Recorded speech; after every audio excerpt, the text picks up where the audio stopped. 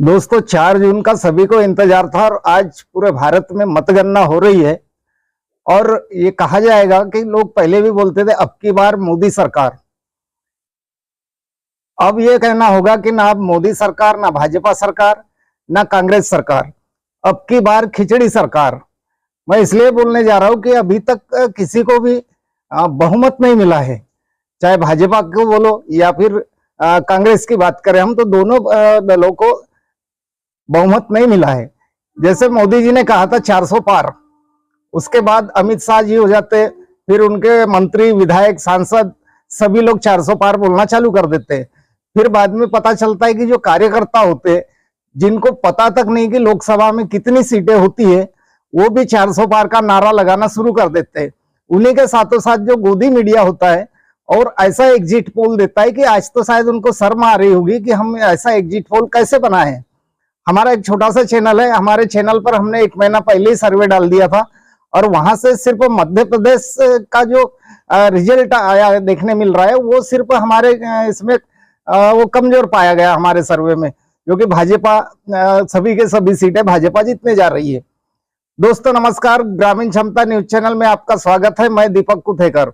आज बात करेंगे हम लोकसभा चुनाव की, जो सभी की नजरें गड़ी हुई थी और अभी तक के शायद बहुत से रिजल्ट आज आ गए रहते, लेकिन अभी चुनाव आयोग ने थोड़ा स्लो कर दिया है। जो प्रक्रिया थोड़ा धीमे चल रही है और जो धीमे प्रक्रिया के कारण जो उनके जो लाइव अपडेट होते रहते हैं वो देखने को नहीं मिल पा रहे हैं। 400 पार की बात करें तो आज तक के देखा जाए तो केवल एक ही दल है जिन्होंने 400 पार किया था, वो है केवल कांग्रेस। 1984 में स्वर्गीय राजीव गांधी जी के नेतृत्व में जो चुनाव लड़ा गया था और उस चुनाव में इनको 404 सीटें मिली थी, उसको हम बोल सकते 400 पार। लेकिन अब जो गठबंधन की दोनों सरकारें जो बनेगी, जोड़ तोड़ की सरकारें बनेगी, अब दोनों दलों को ऐसे घटक दल ढूंढना होगा और भटक दल भी ढूंढना होगा।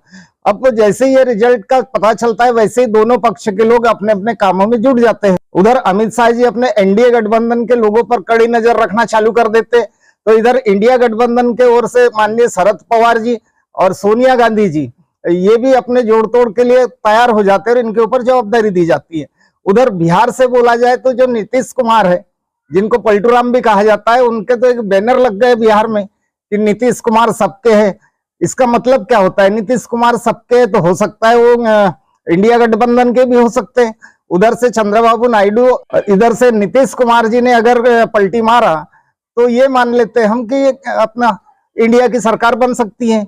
अब जो भी ऐसी सरकार गठजोड़ वाली बनेगी, क्योंकि इसके पहले भी बनी थी और बखूबी चलाए थे, जिसमें मनमोहन सिंह की जो सरकार चल रही थी उस टाइम में भी गठबंधन की सरकार थी। अटल बिहारी वाजपेयी जी ने भी गठबंधन की सरकार चलाए थे। अभी जैसे गोंदिया भंडारा का रिजल्ट हम देखते हैं महाराष्ट्र का, तो यहाँ पर शुरुआत में सुनील मेंढे जी आगे चल रहे थे जो बीजेपी के उम्मीदवार है, और सेकंड नंबर पर बीएसपी चल रही थी। पूरे भारत में देखा जाए तो बीएसपी 0 हो रही थी, जो सबकी नजरें भी उत्तर प्रदेश पर टिकी हुई थी। वो उत्तर प्रदेश में भी बीजेपी 0 और महाराष्ट्र में जो गोंदिया भंडारा लोकसभा क्षेत्र है वहां पर बीजेपी के जो उम्मीदवार है दूसरे नंबर पर चल रहे थे। लेकिन अभी अभी पता चला है कि वो तीसरे नंबर पर चले गए हैं और प्रशांत पडोले जी जो कांग्रेस के उम्मीदवार है वो आगे निकल गए हैं। और सबसे बड़ी खबर मैं आपको दे दूं, अभी अभी खबर मिली है कि अयोध्या में जो बीजेपी अपनी सीट नहीं बचा पाई है। तो हमने इसके पहले ही बोला था कि क्या मोदी लहर खत्म हो गई है, और जो प्रभु श्री राम का जो मुद्दा था, जो राम मंदिर भी उनको नहीं बचा पाया, तो ये तो बहुत ही सोचने की बात है कि अयोध्या जैसे क्षेत्र से भारतीय जनता पार्टी का उम्मीदवार पराजित होना, ये बहुत बड़ी खबर निकलकर सामने आई है। उसी प्रकार से एक बहुत ही फेमस उम्मीदवार थे कर्नाटक से हासन सीट से प्रज्वल रेवन्ना, जो सबसे बड़ा सेक्स स्कैंडल का उनके ऊपर एक आरोप से बड़े सेक्स स्कैंडल के लिए वो जो फेमस हुए थे और विदेश भाग गए थे, वो अपनी सीट हार चुके हैं और वहां से कांग्रेस ने अपना चुनाव निकाल लिया है। अभी तक के हम आपको आंकड़े बता दें कि जो एनडीए है, एनडीए अभी तक के 294 सीटों पर चल रहे थे, लेकिन अभी फिसल कर नीचे आ गए, 288 सीट दिखाई जा रही है उनकी। बीजेपी का देखा जाए तो 239 मात्र 239 सीटें निकाल रहे हैं, जो कि 370 का दावा किए थे, 370 भी नहीं हो रहा है। 400 पार तो बहुत दूर है। इनके 400 पार को ग्रहण लग चुका है, मात्र 239 सीटों पर है। और अभी कुछ देर बाद आप देखेंगे तो ये उतर भी सकते हैं या तो सीटें बढ़ भी सकती है। वैसे इंडिया गठबंधन की बात करेंगे तो 239 पर है और उनकी सीटें लगातार बढ़ते जा रही। उसमें कांग्रेस की सीट देखा जाए तो 99, अभी 100 का आंकड़ा छूने में लगभग थोड़ा सा समय बाकी है। या गोंदिया भंडारा की सीट प्लस होती तो कांग्रेस को 100 सीटें हम बोल सकते हैं। वैसे टीएमसी 29 सीटें निकाल चुकी है और जो एसपी है 35 सीटें हैं, क्योंकि सबकी नजरें थी उत्तर प्रदेश की ओर। जैसे महाराष्ट्र की हम बात करेंगे तो महाराष्ट्र में 48 सीटें हैं और 48 सीटों में एनडीए को मात्र 19 सीटें जाती है, क्योंकि यहाँ का तो जनता ने पूरा बदला लिया ऐसा महसूस हो रहा है। क्योंकि इन्होंने सरकार गिराए, सरकार गिराने के बाद घड़ी चुरा लिए और धनुष बाण चुरा लिए। जो संजय सिंह जी आए थे आम आदमी पार्टी के महाराष्ट्र में, उन्होंने ये भाषण में कहा था, तो ये सब चुराने के बाद भी उनके जो नतीजे हम देख रहे हैं तो जनता ने एकदम सटीक जवाब दिया उनको। और इसी टाइप से जो नेता दल बदल करते हैं, जो नेता भ्रष्टाचार करते हैं, भ्रष्टाचार के आरोपी होते हैं, तो उनको सबक सिखाना जनता के हाथ में होता है। और जनता ने महाराष्ट्र में सबक सिखा दिया है और इंडिया को उन्होंने 29 सीटें दिए हैं। उसी प्रकार मध्य प्रदेश जो है तो वहां पूरा 100% भाजपा का कब्जा माना जा रहा है।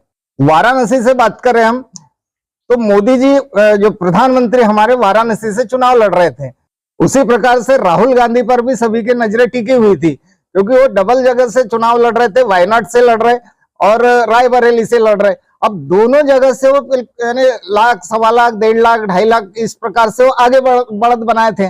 और सबसे ज्यादा बढ़त पर अमित शाह जी थे।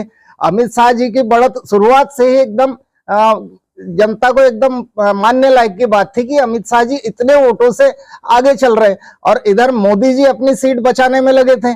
शायद ऐसा भी हो सकता है कि वहां की जनता ने सोच लिया होगा कि मोदी जी को निपटाने का। वाराणसी से बड़े मुश्किल से अपनी सीट बचा सके हमारे माननीय प्रधानमंत्री जी।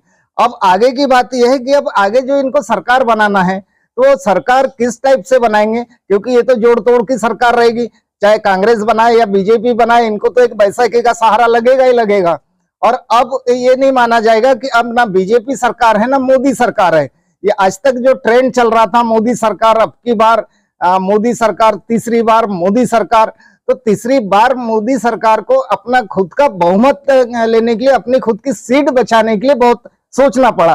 क्योंकि इस बार का जो चुनाव है 2024 का बहुत ही इंटरेस्टिंग चुनाव है, क्योंकि ये उत्तर प्रदेश ने दिखा दिया है। उत्तर प्रदेश में जो अखिलेश ने जो खेला किया है बहुत ही जानदार रहा उनका वहां का प्रदर्शन। और इंडिया गठबंधन के सभी लोगों ने, सभी दलों ने पूरी जी जान से चुनाव लड़ा है। अब देखना ये होगा कि जो राहुल गांधी जी है अब दोनों सीट में से कौन से सीट से अपना इस्तीफा देते हैं, क्योंकि जनता का ये मानना है, लोगों ने ये भी बोला है कि उन्होंने रायबरेली नहीं छोड़ना चाहिए और वायनाड छोड़ देना चाहिए, क्योंकि वायनाड से प्रियंका गांधी को चुनाव लड़ाया जा सकता है। तो प्रियंका गांधी वायनाड से लड़ लेगी और राहुल गांधी अपना रायबरेली से यहाँ के सांसद बने रहेंगे। बाकी रिजल्ट का हमको शाम के 7, 7:30 बजे तक के इंतजार करना होगा।